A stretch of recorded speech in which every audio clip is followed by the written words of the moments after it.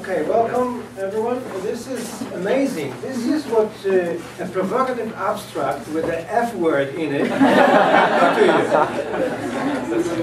And that's the right thing to do. I would like to introduce our panel and panelists. Geoff, you introduce yourself later, but is Catherine here, myself and Yamin as a faculty panel.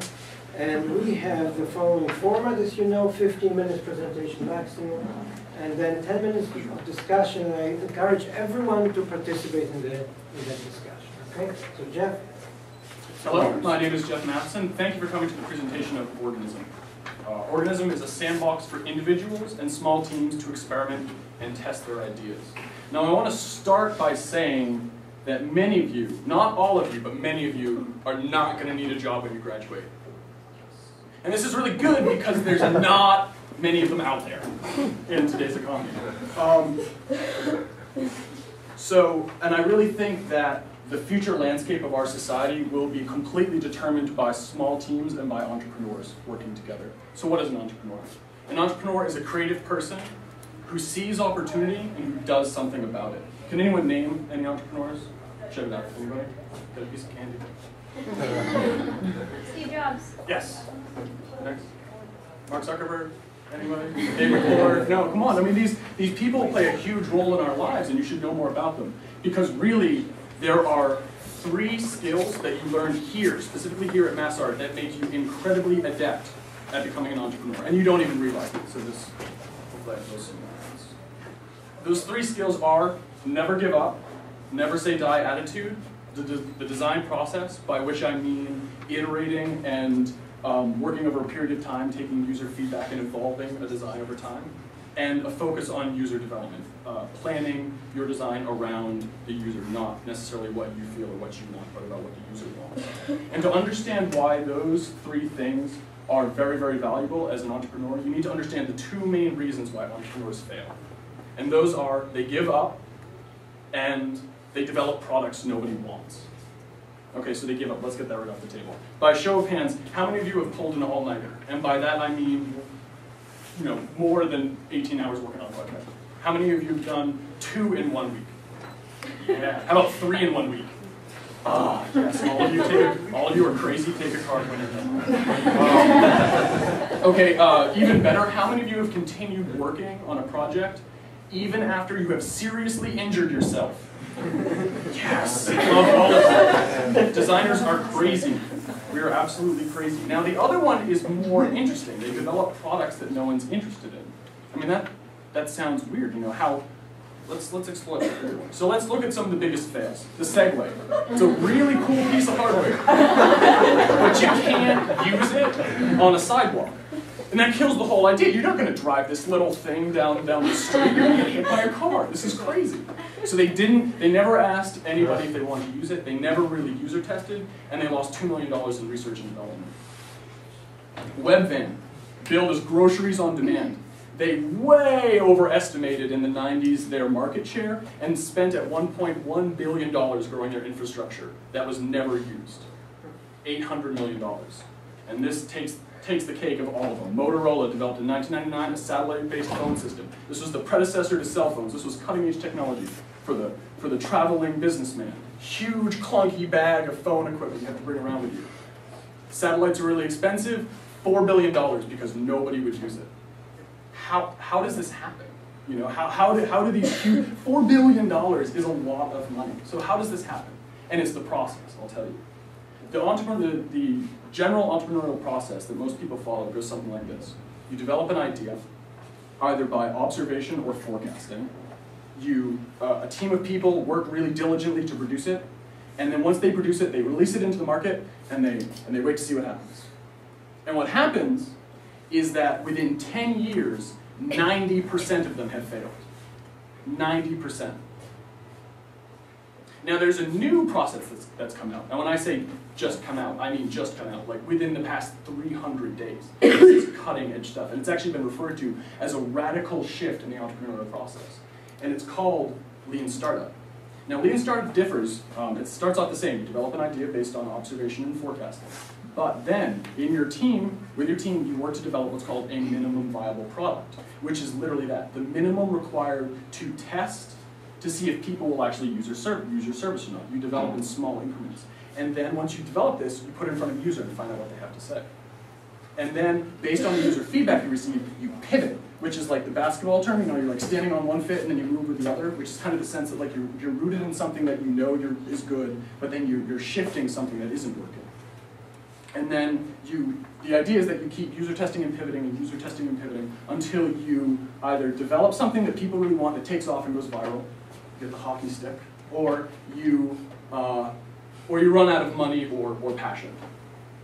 Now this process should seem very familiar to all of you, because it's the same design process that you guys use for every single one of your projects. Now you might not think that you guys know anything about entrepreneurship, but you are literally on the cutting edge of entrepreneurship strategy. You don't seem surprised by this. No. Let me break it down for you. Okay, so lean startup equals our design process, the thing we do every single day. When they say minimum viable product, think wireframe. When they say pivot, think revise. Think about every single project that you've worked on. How did it happen? What was the process? You developed an idea. Then you went home and you knocked out some quick sketches or thumbnails. This is your minimum viable product. You brought it in for critique. This is like the model of user feedback testing. You know, you find out what's wrong with it, and then you revise or you pivot the idea. And you keep doing this over weeks until you've developed something that's worthy. This is amazing because it puts you guys on the cutting edge of entrepreneurship. And this surprises me because this is the radical new approach. I mean, look, this book came out in fall 2011. Like, this is like right now. And it's what we've been trained to do for 4 years. So this amazes me. And Dave McClure, who is a proponent of Lean Startup and founder of the company in California, 500 Startups, says that designers are 1/3 of the ideal founder triangle, like the ideal group of people who you want to found an idea. And the reason is because think about what you guys can do. I mean, how many of you are juniors and seniors? Show of hands. Okay, so about half of you. Think about every single wireframe, flash, click-through that you designed. Each one of those is a minimum viable product. You're practically an entrepreneurial juggernaut by yourself. You can do this first whole prototype, iterate, pivot process by yourself. I mean, combine that with a person who has a little programming skill and can talk about their work well. That's like a single-handed entrepreneur. So how do we begin? Because really where this leaves you is you guys are on the crest of the wave of the largest growing, most financially lucrative, and socially impactful career path of our age. The internet is blowing up. I don't know if you realize this, but it's doubling every 2 years. And in 2008, it was roughly equivalent in terms of the number of networks that were connected to be about a human brain. It's now about like 6 or 7 human brains, and it's only going to keep growing. So how do we start? Well, first you need an idea. And if I know you designers, you probably have one that you're thinking about right now. Secondly, you need to find people to work with outside your social network who are capable, like-minded, and passionate. You need a common space to develop your idea in an environment where you can share and receive feedback from a community. You need to collaborate effectively to develop your ideas and test the applicability of your ideas to see if they're viable. And once you've developed something that people are interested in using, you need to be connected with experienced mentors and financial investment to expand your project and bring it to all the people who want to use it. This is Organism, a sandbox for individuals and small teams to experiment and test their ideas. Now, I founded this idea with 2 other people last summer, and a lot of what we've come to understand about trends in society have come from watching a lot of lectures. So I've created a little montage that I wish to share with you.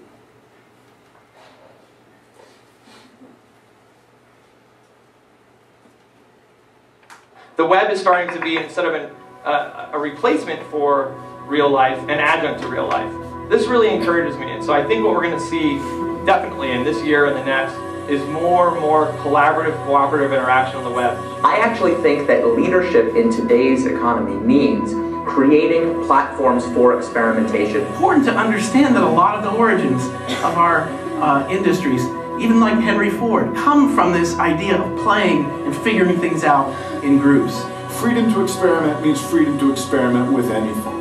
You exploit the innovation potential by not running it from the top. Instead, you run it from the bottom by enabling small teams, really small teams, to run experiments on their passion, their theory, their belief on how they can revolutionize. It's a revolution in that it's a change in equilibrium, right?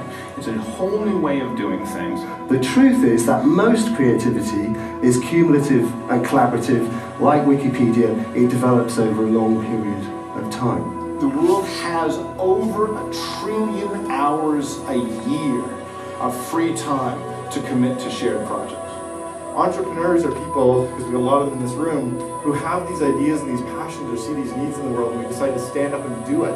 To shape and reshape the world around us. Give them a safe sandbox for experimentation. Provide communities with tools, resources, platforms in which they can share. Having clear analytics for testing whether they're making progress or not, and celebrating pivots is the answer. So I hope that I've done 2 things during this presentation. One, which is convince you that secretly inside you all is an entrepreneurial juggernaut waiting to be released on the world, and that you are all capable of great things. And secondly, I hope that you will join the beta that my team has developed and work with us this summer and join our creative community and help us make this platform a success. Thank you very much.